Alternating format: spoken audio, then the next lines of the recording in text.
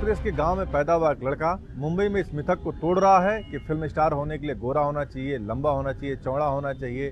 इसका कदकाठी के बिना भी वो अपनी एक पहचान बना रहा है। वो शाहरुख खान के साथ काम कर रहा है, वो सलमान खान के साथ काम कर रहा है, वो आमिर खान के साथ काम कर रहा है और लगातार नई ऊंचाइयों को छू रहा है। हमारे साथ हैं नवाजुद्दीन सिद्दीकी जी। नवाजुद्दीन साहब, न्यूज वर्ल्ड इंडिया पर आपका स्वागत है। पहला सवाल, इतना कॉन्फिडेंस आता कहाँ से यूपी से जाकर और वहाँ शाहरुख खान और सलमान खान के साथ टक्कर लेना और काम करना? है सच बताऊँ, कॉन्फिडेंस तो अभी तक भी नहीं है, बट हाँ ये है कि क्योंकि लंबा एक्सपीरियंस रहा है, मतलब काफ़ी टाइम खाली बैठा हूँ, 12 साल तक खाली बैठा रहा। और चूँकि थिएटर किया है तो एक वो थोड़ा सा हो जाता है, बस ये है। एक व्यक्तिगत सवाल, कभी डर नहीं लगता? क्योंकि माया नगरी में बहुत उथल पुथल होता है, रातों रात स्टार बनते हैं और रातों रात ज़मीन पे आ जाते हैं। नहीं, ये कभी मुझे इनसिक्योरिटी नहीं रही, क्योंकि मैं वो ड्रीम्स लेके गया ही नहीं था कि मुझे बहुत बड़ा कुछ बनना है। मैंने सोचा था छोटे मोटे काम करता रहूँगा, वही सोच के गया था। ये तो अच्छा हुआ, थैंक गॉड कि अच्छा खासा ठीक ठाक काम मिलता गया।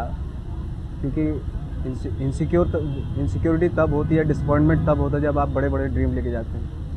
अब बात आपके आने वाली फिल्म रईस की। जी, कैसा अनुभव रहा रईस में आपका? बहुत अच्छा एक्सपीरियंस रहा, और स्पेशली जो हमारे डायरेक्टर थे राहुल ढोलकिया, उनके साथ और शाहरुख साहब के साथ जो काम करने में बहुत मज़ा आया। बहुत डाउन टू अर्थ हैं, बहुत ही अगर मेरा रोल जो भी जिस तरीके से भी मेरा रोल बना है, just because of him, Shahrukh साहब की बदौलत बना है, क्योंकि उन्होंने कैरेक्टर को वो रिस्पेक्ट दी है। बहुत ही मतलब ओवरऑल बहुत अच्छा एक्सपीरियंस रहा। खबर आ रही है कि आप उसमें पुलिस इंस्पेक्टर मजूमदार की भूमिका में और शाहरुख एक विलेन, उसकी गिरफ्तारी की जिम्मेदारी आप पे है। कहाँ तक पहुँचा है मुकाम? ये तो आप 26 जनवरी को पता चलेगा कि आपने आमिर खान के साथ काम किया, आपने सलमान खान के साथ काम किया और अब शाहरुख खान के साथ। किसी भी स्टार का एक इंडस्ट्री में ड्रीम होता है इन तीन बड़े स्टार्स के साथ काम करना, चाहे हीरो हो, चाहे साइड हीरो हो, हीरोइन हो, खलनायक हो। कैसा अनुभव रहा अगर अलग अलग बात करें तीनों के साथ? तो अलग अलग एक्सपीरियंस, अब ओवरऑल बहुत अच्छा एक्सपीरियंस रहा। सबसे अच्छी बड़ी बात तो ये है उनसे सीखने के लायक कि वो 25-30 साल से अपनी एक पोजीशन को मेंटेन किए हुए हैं, तो ये अपने आप में सीखने वाली बात है। दूसरा ये है कि तीनों की अपनी अपनी खासियत है, यूनिकनेस है और डेडिकेशन है। तो काम करते वक्त हमेशा जो अपने को स्टार से सीखा ही जाता है और उन्हें सीखता रहा। बजरंगी भाईजान के काम करने के पहले आप चांद नवाब को जानते थे या वो स्क्रिप्ट के बहाने ही जाना है? अब स्क्रिप्ट के बहाने ही जाना है, क्योंकि मुझे बताया था कि यूट्यूब पे उनका एक वो है,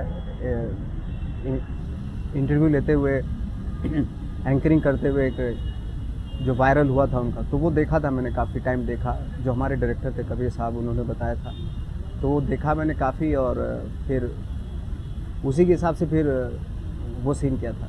चांद नवाब को जानने के लिए आपको पत्रकारों को भी जानना पड़ा होगा, केवल एक सीन नहीं था फिल्म, वो तो आपने यूट्यूब पर एक सीन देखा होगा। काम आपको 3 घंटे की फिल्म में करीब काफ़ी करना होगा, तो पत्रकारों की जीवन शैली, पत्रकारों के बारे में जानने की उत्सुकता हुई होगी, तो किसके किसके बारे में जाना आपने? सिर्फ मैंने खुद पत्रकारिता की है, और लाइक जैसे एंकरिंग की है, रिपोर्टिंग की है मैंने, वो तो काफ़ी अच्छा खासा एक्सपीरियंस रहा है मेरा पहले उससे। तो लेकिन मैंने इवन पीपली लाइव में भी मैंने रिपोर्टर का रोल किया था एक। तो बहुत ही चैलेंजिंग भरा जॉब होता है पत्रकारों का, ऑफकोर्स, कि कभी भी उठ के जाना पड़ सकता है, रिपोर्टिंग करनी पड़ती है, और बहुत ही कम टाइम होता है। उस कम टाइम में आपको प्रॉपर एक रिपोर्टिंग करनी पड़ती है। बहुत चैलेंजिंग जॉब होता है ऑफकोर्स। खबरें आ रही हैं कि अब एक फिल्म है डाकू सुल्तान, और उसमें डाकू सुल्तान का रोल करने वाले हैं। आपका बदन देख कर नहीं लगता कि आप डाकू का रोल कर पाएंगे? कैसे करेंगे तैयारी? डाकू सुल्ताना डाकू का भी बदन मेरे ही जितना था एक्चुअली। लेकिन जो हम लोगों ने बचपन से फिल्में देखी हैं, डाकू मोटा तगड़ा तगड़ी वो फिल्मों में होता था। रियलिटी में अगर देखा जाए तो डाकू कोई 6 फुट के नहीं होते। बहुत ही जितने भी बड़े बड़े डाकू हैं वो 5 फुट 2-3 इंच के या 6 इंच के हुए हैं, कहीं ज़्यादातर जो डाकू रहे हैं। आप एक संजीदा एक्टिंग के लिए जाने जाते हैं, लेकिन जो हम इंडस्ट्री का ट्रेंड देखें तो हर आदमी जो है 2 साल 4 साल 5 साल अपने एक्सपीरियंस के बाद अपने ट्रेंड को बदलता है। वो कभी लाफ्टर शो में आ जाता है, कभी किसी तरह का अपने को स्टेब्लिश करने के लिए मार्केट में उसको ट्रेंड बदलना पड़ता है, क्योंकि एक ब्रांड लिए हुए बहुत लंबे समय तक कैरी नहीं कर सकते। इंडस्ट्री में ऐसा माना जाता है।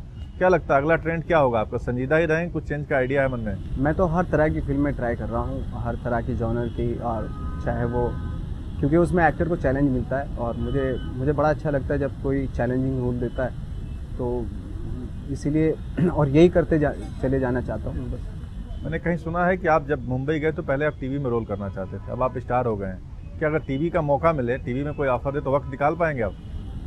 अभी तो वक्त नहीं है, जब वक्त होगा तो वक्त के हिसाब से सारी चीज़ें देखी जाएंगी। टीवी और सिनेमा आपकी पहली पसंद क्या है? बहुत सारे लोगों को टीवी अभी भी पहली पसंद है। मेरा आपको सिनेमा पसंद है मेरा। अभी बात करें थोड़ा पॉलिटिकल, आपसे कोई निजी सवाल है कि कई सारे मुद्दे जब आते हैं तो आपकी इंडस्ट्री दो लाइन में बढ़ जाती है, एक एंटी एक प्रो। तो क्या लगता है इंडस्ट्री को आप एक निष्पक्ष नज़रिए से देखते हैं? क्या इंडस्ट्री की अपनी लाइन होती है? क्योंकि सरकार जब सेंसर करती है, सरकार फिल्मों में कट करती है, तो आप ही के बीच का आदमी सरकार के साथ होता है और आप ही के बीच का आदमी खिलाफ होता है। देखिए, तो हर आदमी की इंडिविजुअल राय होती है, हर एक आदमी का अलग अलग सोच होती है। वो इंसान है तो डेफिनेटली अलग अलग सोच तो होगी। जब आप फिल्में करते हैं, कोई पॉलिटिकल रिलेटेड फिल्में करते हैं, तो क्या जो आपका व्यक्तित्व, एक सबकी अपनी अपनी विचारधारा होती है, मेरी भी अपनी विचारधारा है, आपकी भी अपनी विचार, उस किरदार पर अपने विचारधारा का कितना असर पड़ता है? ऑफकोर्स पड़ता है, क्योंकि आपका विचारधारा से ज़्यादा आपका एक्सपीरियंस बहुत इम्पोर्टेंट होता है। क्योंकि एक्सपीरियंस होगा तो आपकी एक विचारधारा भी बनेगी। तो डेफिनेटली तो मेरे लिए ज़रूरी है कि एक्सपीरियंस होना लाइफ का बहुत ज़रूरी होता है, क्योंकि वहीं से आप कैरेक्टर निकालते हैं और वहीं से उसको पोर्ट्रेट करते हैं। एक खबर आई थी बीच में कि जब आप लंच बॉक्स कर रहे थे तो आपके सहयोगी आर्टिस्ट ने आपका कुछ रोल छोटा करा दिया था। फिल्मों में इस तरह की बात आम है, बहुत सारे स्टार अपने को स्टार का अपने प्रभाव का इस्तेमाल करके रोल छोटा करा देते हैं। आपको अपने जो फिल्मी कैरियर है उसमें ऐसा कहीं दिखता है कि कहीं बढ़ते हुए नवाजुद्दीन सिद्दीकी को काटने के लिए कोई बड़ा स्टार उसका रोल कटवा दे या ऑडिट करा दे या स्क्रिप्ट छोटी करा दे? नहीं, मेरे साथ मैंने लाइक आमिर साहब के साथ काम किया, शाहरुख साहब के साथ किया और सलमान साहब के साथ काम किया। मेरे साथ तो ये एक्सपीरियंस हुआ नहीं। नवाजुद्दीन सिद्दीकी अपने आप को 3 साल 5 साल बाद कहाँ देखते हैं? मैंने तो यहाँ पे भी नहीं देखा था अपने आप को जहाँ पे हूँ इस वक्त, बट आई डोंट नो कहाँ पे हूँगा इस वक्त, तो कुछ नहीं पता, कल का नहीं पता क्या। आप फिल्म इंडस्ट्री से आते हैं, आपकी पसंदीदा फिल्म कौन सी है हिंदी? बहुत सारी पसंदीदा फिल्में हैं, बहुत सारी हैं। लाइक एक डॉक्टर की मौत है, एक नसीर साहब की फिल्में उस वक्त पे जब करते थे वो, लाइक स्पर्श, वो पसंद है। दिलीप साहब की फिल्में पसंद हैं, मधुमती, ये तो उस तरह की फिल्में बहुत पसंद हैं। इस व्यस्तता में फिल्म देखने का टाइम मिल जाता है? आप फिल्में देख पाते हैं? फिल्में नहीं देख पाता, उसके लिए बहुत ही मुश्किल होता है। हाँ, अभी मैं फ़िलहाल थोड़ा सा शूटिंग के वक्त टाइम था मेरे पास, बीच में शूटिंग भी करता था। एक सीरीज़ देख रहा था मैं, नार्कोस, तो पाब्लो एस्कोबार के ऊपर, तो उसमें बड़ा एंजॉय कर रहा हूँ मैं। तो अभी मैंने कंप्लीट किया वो पूरा का पूरा सीरीज़, तो उसमें बड़ा मज़ा आ रहा था। आपके पसंदीदा स्टार में फिल्म में हीरो कौन होंगे, हीरोइन कौन? क्योंकि आप फिल्म से जुड़े हैं, आपका इंटरेस्ट मैं जानना चाहूँगा। हीरोइन तो सारी पसंद है मुझे, पुराने से लेकर नई तक। वहीदा रहमान जी पसंद थी मुझे, अभी भी पसंद है। और आज इत्तेफाक एक कोइंसिडेंट देखिए कि वो मैं जिस फ्लाइट से आ रहा था उसी में बैठी थी और मेरा बड़ा मन किया कि मैं उनसे मिलूं जाके, तो बट मैं मिल नहीं पाया, लेकिन मेरी पसंदीदा एक्ट्रेस थी। वर्तमान जनरेशन में जो आपके साथ काम, जिसके साथ काम करना आपको इजीनेस देता हो, आप काम करना चाहते हो। हम भी एक जर्नलिस्ट हैं, काम करना कुछ लोगों के साथ पसंद होना एक अलग बात है, हम किसी के साथ काम करना चाहते हैं, दो अलग अलग चीज़ें हैं। तो आप कौन से हीरोइन के साथ काम करना पसंद करेंगे? हीरोइन तो सबके साथ है, हीरोइन तो मैं सच बताऊं कोई एक पर्टिकुलर वो नहीं है कि ये पसंद है, बट मुझे सब हीरोइन के साथ, जितने भी हीरोइंस के साथ मैंने काम किया है, सबके साथ बहुत अच्छा लगा काम करना। चाहे वो फिल्म इंडस्ट्री में आने के पहले क्या कोई आपका सपना था कि फला स्टार के साथ काम करूं? जैसे बहुत सारे स्टार से मैंने बात की, किसी का अमिताभ बच्चन के साथ, किसी का सलमान खान के साथ, सबका अपना अपना अलग अलग सोच होती है हम किसके साथ काम करें। आपकी क्या सोच थी कि मैं इस स्टार के साथ काम करूंगा और फिल्म में जाऊंगा? तो मैं फिल्मों में का ड्रीम लेके नहीं आया था, मैं सोच के आया था कि टीवी सीरियल मिल जाएंगे, उनमें काम करूंगा, बट वो मिलती गई, तो this is good. Uttar Pradesh में विधानसभा चुनाव आने लगे, हम उसकी बात करेंगे। आप इधर अखिलेश जी के साथ कई कार्यक्रमों में देखे गए, क्या उम्मीद है कि आप समाजवादी पार्टी का चुनाव प्रचार करेंगे? वो हमारे देश की सरकार, हमारे प्रदेश की सरकार है, और जो भी सरकार होती है अगर वो बुलाएगी आपको, तो सरकारी काम होते हैं अपने प्रदेश के लिए, जो भी अगर अच्छा करने के लिए कोई भी सरकार मुझे बुलाएगी तो डेफिनेटली मैं अपनी अपॉर्चुनिटी समझूंगा। नहीं, अगर आप पॉलिटिकल प्रचार की बात नहीं, पॉलिटिकली मेरा कोई विचार नहीं है, ना मैं पॉलिटिक्स में मुझे इंटरेस्ट है। हाँ, जो भी सरकार है, कहीं की भी सरकार हमारी कंट्री में, अगर वो उस प्रदेश के लिए मेरे लिए मुझे लेके अगर कुछ मैं कर सकता हूँ, तो डेफिनेटली मैं किसी भी सरकार के के पास जाऊंगा। बीच में एक विवाद हुआ था, आपको रामलीला में काम करने नहीं दिया गया था, ऐसा क्या विवाद हुआ था?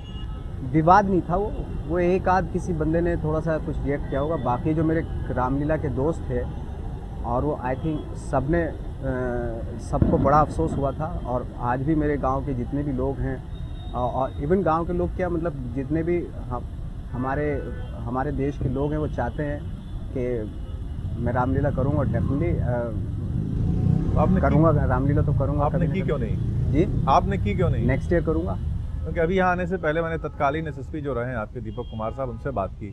मुझे उत्सुकता थी कि आपने काम क्यों नहीं किया, तो उन्होंने कहा मैंने पर्सनली फ़ोन किया था कि सिक्योरिटी की कोई प्रॉब्लम नहीं होगी, पूरी सुरक्षा दी जाएगी। सिक्योरिटी रीजन था कि व्यस्तता रीजन था? नहीं, वो उस वक्त पे वो हो चुका था एक्चुअली। तो फिर हमने ऑफकोर्स उन्होंने साथ तो दिया था, उन्होंने बहुत साथ दिया था। बट हमने सोचा कि यार क्योंकि मेरे जो दोस्त थे रामलीला के जो ऑर्गेनाइजर्स थे, उन सब ने हम सब ने बैठ के मिलके ये डिसाइड किया कि यार हर साल होती है रामलीला, कुछ साल थोड़े नेक्स्ट ईयर कर लेंगे, कोई बात नहीं। तो बैठे रहे कि हाँ, मतलब ये बात कह सकते हैं कि जो मीडिया में खबरें आ रही थी कि आप डर के मारे नहीं कर पाए, मैं कह सकता हूँ कि आप व्यस्तता के मारे नहीं कर पाए।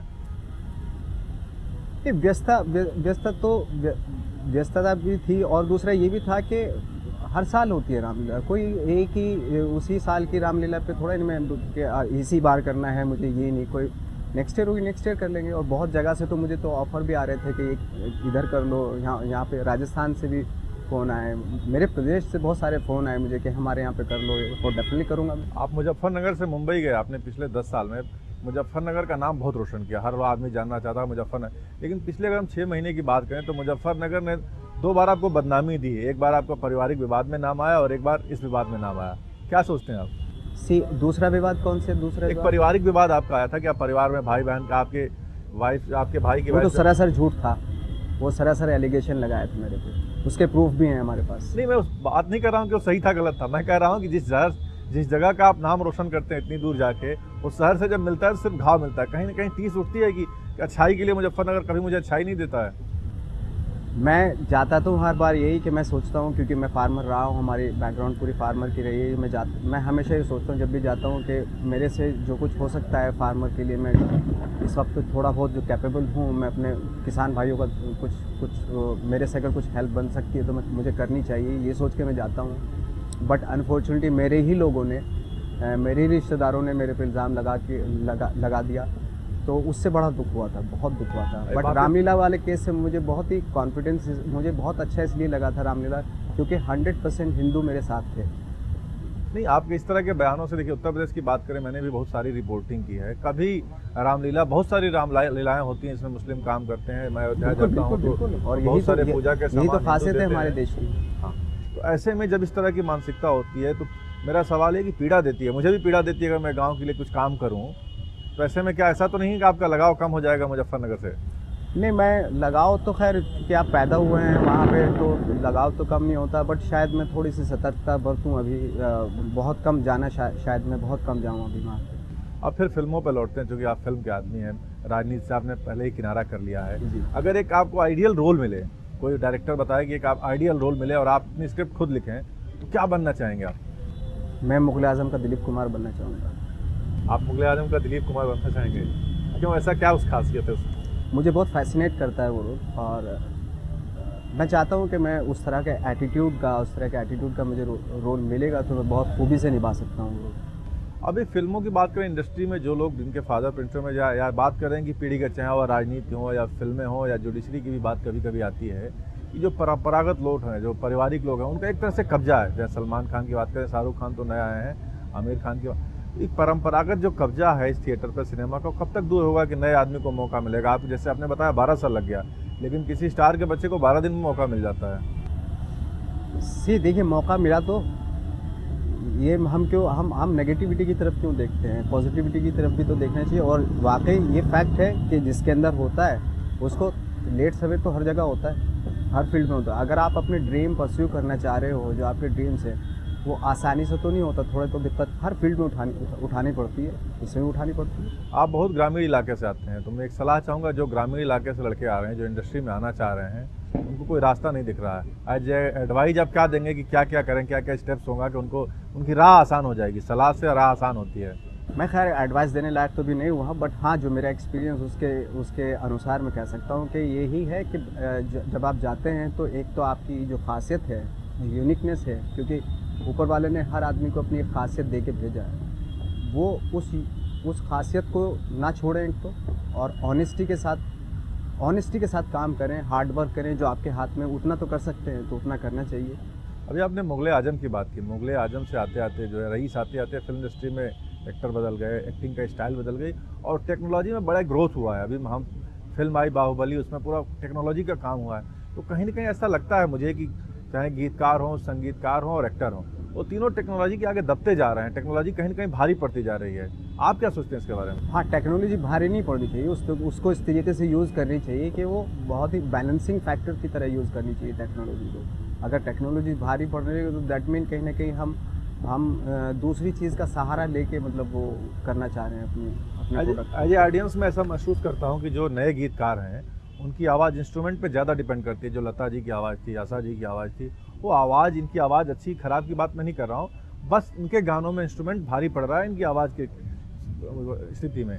आपको क्या लगता है इस तरह का क्या एक्टिंग में भी है कि एक्टिंग जो है पीछे जो है स्क्रीन में आप शॉर्ट्स दिखा देते हो, आप कला लोकेशंस पे चले जा रहे हो, आप एक्टिंग पे ध्यान न देकर लोकेशन पे ध्यान दे रहे हो, सीन पे टेक्नोलॉजी पे ध्यान दे रहे हो, एक्टर की एक्टिंग कहीं पीछे छूट रही है? हाँ, ये कहीं हद तक ये करेक्ट बात कर रहे हैं आप, बिल्कुल सही बात कर रहे हैं, क्योंकि कहीं ना कहीं आप जो प्योर एक्टिंग है या प्योरिटी है, उस टैलेंट की जो प्योरिटी है उसको छोड़ के हम टेक्नोलॉजी का सहारा ज़्यादा ले रहे हैं, इससे जिसकी वजह से वो दबता जा रहा है। तो ये तो है, फैक्ट है। आई थिंक वही इसीलिए कह रहा हूँ कि थोड़ा बैलेंस होना चाहिए, टेक्नोलॉजी भी यूज़ करनी चाहिए और जो प्योरिटी है वो उस टैलेंट जो है उसका भी यूज़ करना चाहिए। आपने थिएटर में भी काम किया और अब सिनेमा में काम कर रहे हैं, आप टीवी में भी काम करने जाते हैं। आत्मसंतोष कौन सा देता है, थिएटर या सिनेमा? अभी तो मैं फिल्में कर रहा हूँ, तो फिल्मों में ज़्यादा संतोष मिल रहा है मुझे, क्योंकि अभी थिएटर का मेरा जो एक कल्चर होती है थिएटर की, वो अभी कहीं ख़त्म हो गई मेरे अंदर से। तो डेफिनेटली जिस वक्त में मैं थिएटर कर रहा था तो थिएटर में ज़्यादा मज़ा आता था, लेकिन चूँकि अब सिनेमा कर रहा हूँ, फिल्म कर रहा हूँ, तो डेफिनेटली उसमें मैं एंजॉय कर रहा हूँ। आपने बड़े स्टार्स के साथ काम किया है। एक इंडस्ट्री में र्यूमर है, हम लोगों तक खबरें आती हैं कि जो बड़े स्टार्स होते हैं वो टाइम के पंक्चुअल नहीं होते, छोटे स्टार्स को बहुत वेट करना पड़ता है, 3 घंटे 5 घंटे। क्या मिथक है या सही में बड़े स्टार्स के साथ काम करने में बड़ा कंप्रोमाइज़ करना पड़ता है? मैंने जो अब तक जो मेरा एक्सपीरियंस हुआ है वो लाइक हम लोग जब बजरंगी भाईजान कर रहे थे तो हम लोग बाहर कर रहे थे, आउटडोर था सारा शूटिंग, तो उसमें तो वक्त पे आते थे और मेरा जो एक्सपीरियंस वो बहुत अच्छा रहा है, क्योंकि वक्त पे। मैं नाम नहीं पूछ रहा हूँ, मतलब जो सिनेरियो पूछ रहा हूँ, आप किसी से मैं आपका नाम नहीं, आई थिंक जनरली अभी तो सब वक्त पे आते हैं। मतलब ये कह सकते हैं डिसिप्लिन आ गया फिल्म इंडस्ट्री में? डिसिप्लिन ऑफ कोर्स, क्योंकि गिवन टाइम में कंप्लीट करनी होती है फिल्म। आप अगर बदलाव की बात करें पिछले 10 साल में, आप फिल्म इंडस्ट्री में बदलाव, कितना बदलाव देखते हैं, कहाँ से देखते हैं जब से आपने फिल्म इंडस्ट्री में कदम रखा और आज तक? बदलाव तो खैर इंडस्ट्री का अपना तरीका है, जिस तरीके से चल रही है। बदलाव ये है कि भाई लाइक अच्छी फिल्में भी ट्राई आउट की जा रही हैं, लाइक बड़ी फिल्मों में भी एक अच्छी मीनिंगफुल स्टोरीज़ आ रही हैं, लाइक जैसे अभी बजरंगी देखिए या रईस है, बड़ी फिल्में हैं लेकिन उनमें एक मीनिंगफुल स्टोरी भी है। तो ये एक बहुत बड़ा बदलाव है। अभी मैंने पिछले 4-5 साल से ट्रेंड देखा कि छोटे बजट की फिल्में भी बड़े बजट को चैलेंज करती हैं, बिना स्टार की फिल्में। जैसे आपने लंच बॉक्स की, इस तरह की कई फिल्में आई हैं, इसमें बजट और एक्टर प्रभावित नहीं करता है, उनकी स्टोरी आइडिया को काफ़ी इम्पैक्ट मिलता है और सराहना मिलती है। क्या आपको लगता है कि ऑडियंस, अब देश की ऑडियंस मैच्योर हो रही है? ऑडियंस मैच्योर हो रही है, लेकिन बहुत ही स्लो लेवल पे है अभी, बट अभी थोड़ा सा और मैच्योर होना बाकी है। एक अंतिम सवाल आपसे कि नोटबंदी का क्या असर है सिनेमा पे? सिनेमा पे जब वो हुआ था तब असर हुआ था, बट अभी तो बहाल होती जा रही है चीज़ें। नवाजुद्दीन साहब, आप हमसे जुड़े, हमारे सवालों का बेबाकी से जवाब दिया, बहुत बहुत शुक्रिया। न्यूज़ वर्ल्ड इंडिया पर खबरों का सिलसिला जारी है।